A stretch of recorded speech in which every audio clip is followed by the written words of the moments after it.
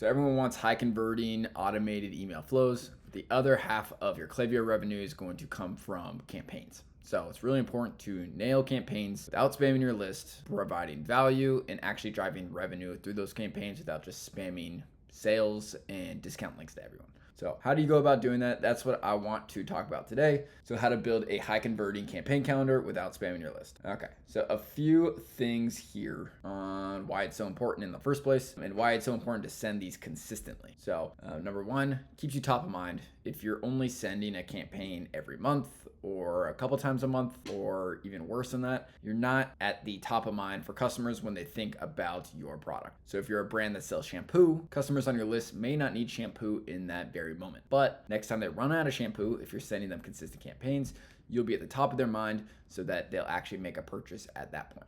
So that's number one. Number two, it actually helps your deliverability. So contrary to popular belief, deliverability is actually improved when you send out campaigns and consistent campaigns. Now, this is dependent on sending out campaigns that are to segmented audiences that give you good deliverability metrics coming back. But when you're sending good campaigns on a consistent basis, that looks really good in the eyes of Google and Yahoo, of the other email service providers. And every time you get good metrics coming back from your campaigns, you get a little bump to your campaign credit score from those ESPs, and they'll help improve that deliverability over time. Next, they build trust and desire. That's all goes into sending value-driven content. We'll get into that in a bit. Number four, they feed your flows. So you have your campaigns, you send them out, you get clicks. You may not get people to buy directly from that campaign, but they get onto your website. They hit the triggers that you have set up on your website, like your abandoned cart or your abandoned product browse, things like that. And those get fed into your flows, and then they convert through your flows. So it's important to send campaigns. One, yes, to drive sales, which is the number 5 point here. But two, just getting people to click, get on the website. Even if they don't buy, they're going to get captured by the flows that you have set up. So where do most brands go wrong with this? Number one, lack of planning. A lot of brands kind of send campaigns on an ad hoc basis, just kind of on a whim. Instead, we want to be planning these campaign calendars out about a month in advance, if not more. Just knowing what sales need to be coming up, what promos need to be added, if you have any product launches, if there's any big holidays coming up, things like that. So planning's huge, and you have to plan in order to be successful with campaigns. Number two, they only send it during big sale drops or big product drops, stuff like that. You want to be sending your list more regularly than that, and you want to be sending them more value-driven content. If you're only sending out campaigns that have the purpose of pushing for a sale, you're going to start to wear out that list over time. So it's important to almost treat your email list like a blog and send more value-driven content that's relatable to your brand. Number three, this goes hand in hand, overloading your list with discounts and offers. You don't want to be sending and spamming discount codes to your list at all times. You want to be mixing it in with other content, blasting the entire list instead of engaged segments. This will really hurt your deliverability. So it's really important to send out to your engaged sendings for the majority of sends. There's a couple sends, maybe your bigger sends that you can send to the full list, but the majority of your sends should be to engaged segments. And then number five, writing long cluttered emails that are hard to skim. So instead of cramming a bunch of topics into one email, split that out into multiple emails. Really try to keep it to one topic per email rather than trying to cover multiple topics or multiple highlights per email. Just break that out into multiple emails. So ideal sending frequency and volume. You should be sending anywhere from around 2 to 4 campaigns per week. Try to send as many as you can before you start to see some diminishing returns in the metrics. We usually see that top out around 4 campaigns per week, but you should be trying to send as many as you can. Really, you're going to be making money through almost every email that you send out. So why wouldn't you be sending out more? After 4, you start to see some diminishing returns on the metrics. You might see more spam complaints and more unsubscribes. So once you start seeing that, that's when you know you kind of hit the limit of how many you can send per week. But you should be trying to send as much as possible. And who you should be sending to. So this plays into what we mentioned earlier about sending to engaged segments. So the majority of your emails should go to 30, 60, 90, 120 day engaged segments. This is really important to keep deliverability high. For the majority of your sends, they should go here. You'll get good metrics coming back. You'll keep your deliverability high at that point.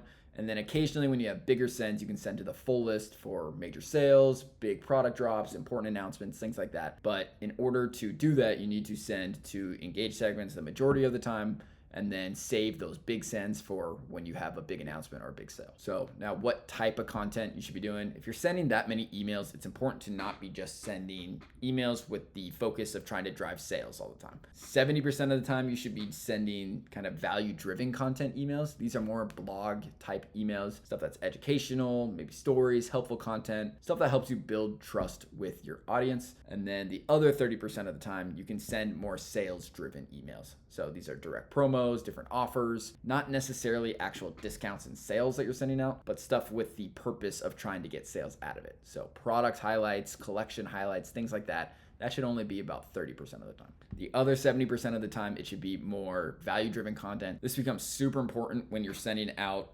campaigns at volume. So if you're sending consistently and you're sending as much volume as you should be, you should definitely be sending more value-driven content. People should want to open up your emails. If they don't want to open up your emails, it's probably because you're not sending enough valuable content. So super important to do here. And these value-driven emails still drive sales. It's just more indirectly than what the sales-driven type content would be.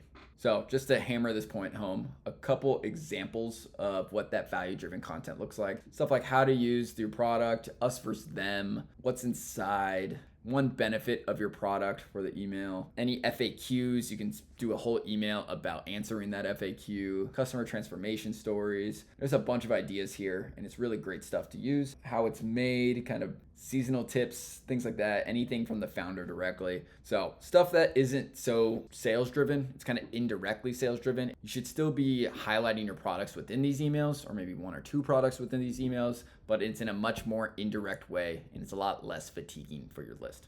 So there's a bunch of ideas here. Feel free to steal any of these, but this is the majority of your campaigns that should be going out, should be these value driven ones. Okay, so a couple more tips on the content side of things. One, we like to use micro topics. So just small skimmable topics. You don't want to cover everything about every topic. They're all kind of more bite-sized, digestible topics here.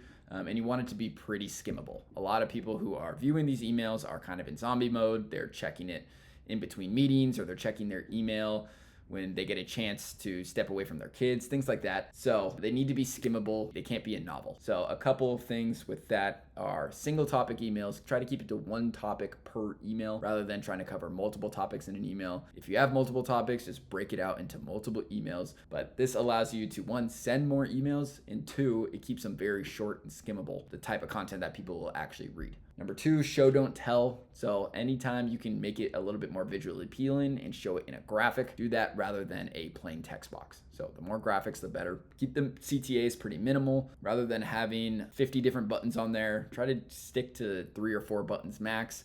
And ideally, each of those buttons would push to the same CTA. So you're trying to drive the reader into one specific direction rather than pulling them multiple different ways. Check out our About Us page, follow us on Instagram, check out this product, check out this other collection. You really want to keep each email pretty focused. And then lastly, keep it mobile friendly. Most people these days are opening these emails on their phone. So the mobile design should be thought of first rather than desktop design. So make sure you're optimizing for mobile, not desktop. So a couple of example campaigns that I have for you, just to give you an idea of what these value-driven campaigns are supposed to look like. Here's one from Magic Mind. They do this very well. Highly suggest checking them out. But signs your brain's running low, and then it gives you a couple of bullet points: foggy afternoons, forgetting what you were doing, mood swings, and then it pushes to this product. So it's positioning the product in a way to solve this common issue that people are having. So again, super short, super digestible, still positions the product, but it isn't explicitly selling the product. So that's what we're trying to achieve here. Number two, here's a great one from Graza. It's all about pushing a recipe that they have on their website, but it positions their oil as an ingredient of this product. So it's still value driven, it's showing a new recipe, and it still positions their product in a way that people may buy. I'm sure they got a lot of indirect sales just from this. So here's one that my team put together for Swear. Science behind Sweat Shield, how Sweat Shield works. Kind of highlights that one product and specifically the ingredients of that product. So instead of trying to cover every which way, you could slice it up, or all of their products, we just want to keep it pretty narrow and just around this one specific product and specifically the ingredients of the product. So again, pretty short, concise, no bigger text blocks really than that. And then some nice graphics to keep it pretty skimmable. And then here's another good one on the left here of Dr. Squatch, true or false, just kind of breaking some myths within the industry.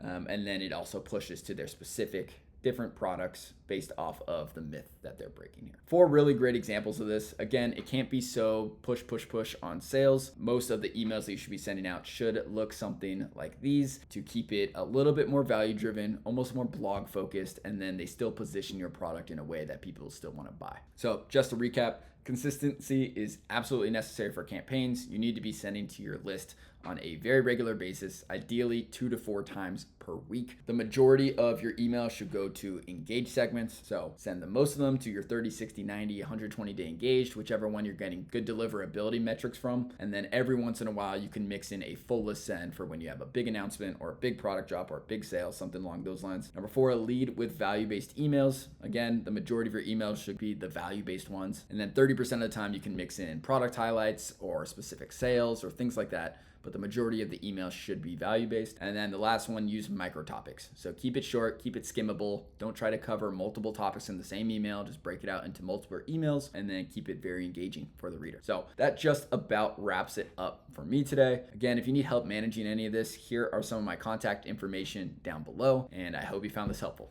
Thanks.